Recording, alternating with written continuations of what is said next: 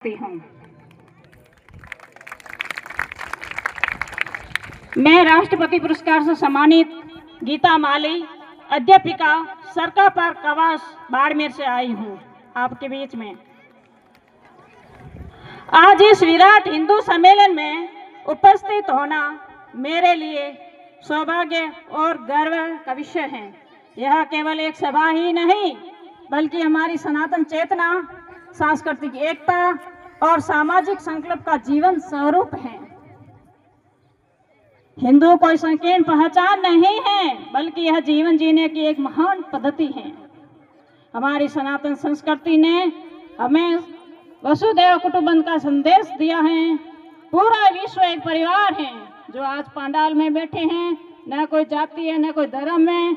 I am एक Indian, हमारी जाति एक भारतीय है। यही कारण है कि हमारी परंपरा रही है सहिष्णुता की, करुणा, सत्य, अहिंसा और सेवा को सर्वोच्च स्थान मिला है। आज जब हम आधुनिकता की दौड़ में आगे बढ़ रहे हैं, तब यह आवश्यक होगा कि आप अपनी जड़ों को भूलते जा रहे हो। इसलिए आज यह सभा का आयोजन करना पड़ रहा है। हम अपनी जड़ों को नहीं भूले। आज के समय में टेक्नोलॉजी और प्रगति आवश्यक है, लेकिन संस्कारों के बिना विकास अधूरा है। आज समाज के सामने अनेक चुनौतियां हैं। जैसे आप भली भांति जानते हैं, परिवारों में संबंध कम हो रहा है, यानी परिवारों के बीच में, अपने भाईचारों के बीच में आपसी बातचीत बिल्कुल कम हो रही है, क्योंकि आज टेक्नोलॉजी, मोबाइल का जमाना आ रहा है। क्योंकि हम सब, चाहे मातृशक्ति हो या मेरे युवा साथी, सब अपना अकेला मोबाइल के साथ जीना चाहते हैं। इसलिए यही बड़ी चुनौती है, ये बड़े बड़े कार्यक्रम करना और हमारे जैसे साधु संतों और लोगों को बुलाकर एक भाषण देना, यही एक परंपरा बनी है। युवाओं में दिशा भ्रम गलत होता जा रहा है और संस्कृति से हम कई कोसों दूर चले जा रहे हैं।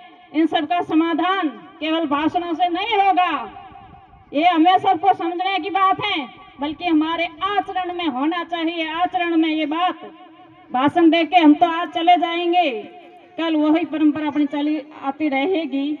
इसलिए इन सब का समाधान केवल भाषण से नहीं होगा, मैं दोबारा एक बार कहना चाहूंगी, बल्कि हमारे आचरण में उतारना चाहिए, आचरण में होना चाहिए। विशेष रूप से मैं अपने युवा साथियों से कहना चाहूंगी, आप केवल भविष्य नहीं हैं, आप वर्तमान की शक्ति हैं। शक्ति आप यदि धर्म, संस्कृति और राष्ट्र के प्रति सजग हो गए, तो कोई भी शक्ति हिंदू समाज को कमजोर कर नहीं सकती।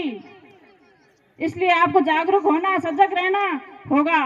बात करूं मातृशक्ति की, क्योंकि मैं भी एक माँ हूँ, मातृशक्ति की श्रेणी में आती हूँ। इसलिए बात करूँ मातृशक्ति की, तो आज के समय में मातृशक्ति का योगदान भी संदेह अतुल्य रहा है। भारतीय नारी केवल परिवार की धुरी ही नहीं है।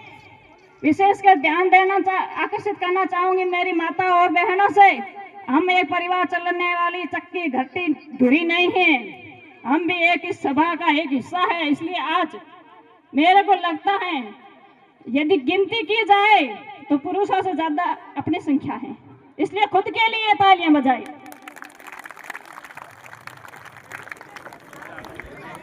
बल्कि संस्कारों की प्रथम गुरु भी हैं। हम हमारे परिवार की धुरी होने के साथ साथ एक बच्ची और बच्चा की हम एक प्रथम माँ गुरु भी हैं। जब नारी सशक्त होती है तो समाज स्वतः अपने आप सशक्त होता है। इसलिए अपने आप को कमजोर न समझे, अपने आप को सशक्त माने।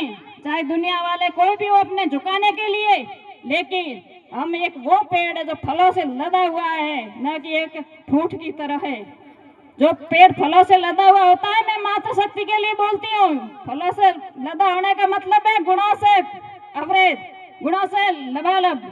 जिसमें गुण होते हैं उसी के ऊपर पत्थर पड़ते हैं। जिस पेड़ के ऊपर फल होते हैं ना, उसी पर पत्थर मारते हैं फल पाने के लिए। तो आप ऐसे मत सोचो कि हम ताना बानों की श्रेणी में हैं। आपके पास में यदि ताने बाने आए तो सोच लेना आज हम एक और कदम आगे हैं। आज आवश्यकता है कि हम जाति, भाषा, क्षेत्र और वर्ग से ऊपर उठकर एकजुट हिंदू समाज के रूप में आगे बढ़े। मतभेद हो सकता है हमारे बीच, मतभेद हो सकता है, मैं सभी के लिए बोलना चाहूंगी, हमारे बीच जाति भाईचारे मतभेद हो सकता है, लेकिन मनभेद नहीं होना चाहिए। ये शब्द छोटा लगेगा लेकिन बहुत बड़ा गहरा है। मतभेद हो सके लेकिन मनभेद नहीं होना चाहिए। आइए हम सब मिलकर एक संकल्प लेते हैं, हम अपने बच्चों को संस्कार देंगे, अपनी संस्कृति पर गर्व करेंगे।